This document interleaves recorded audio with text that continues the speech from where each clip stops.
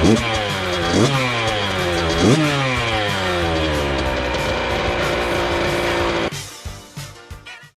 want to start off removing your side covers, getting them out of the way. And there's a couple bolts there that hold the muffler on, so take those off so you can remove the muffler. Once the muffler's off, you'll see there's 2 bolts at each end. Just take both of those out and pull it apart. I'm not sure what glue the previous owner used, but it was very strong. I ended up having to get it in the vise and give it a good yank to get it apart. With this muffler on the 85, it was different than most of the bigger bikes I've done. The inside part of the muffler was actually attached to the rear section, so I ended up having to take that off as well. That's the old muffler packing there. I'm not sure what sort of packing they used, if they used something out of the roof of their house, but it's pretty horrible looking. As you can see, it was very burnt around the inner core, so that's why most of the exhaust noise was coming straight out. Then just got both ends onto the bench grinder and just gave them a clean up to get all the old glue residue off.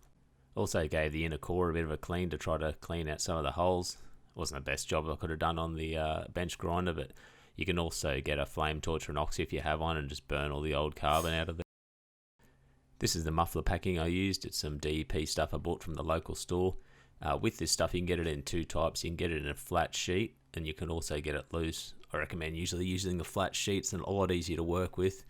And when you're using this stuff, make sure you wear some gloves because it is glass wool, and if you don't, you'll end up getting it in your skin, which itches for hours afterwards.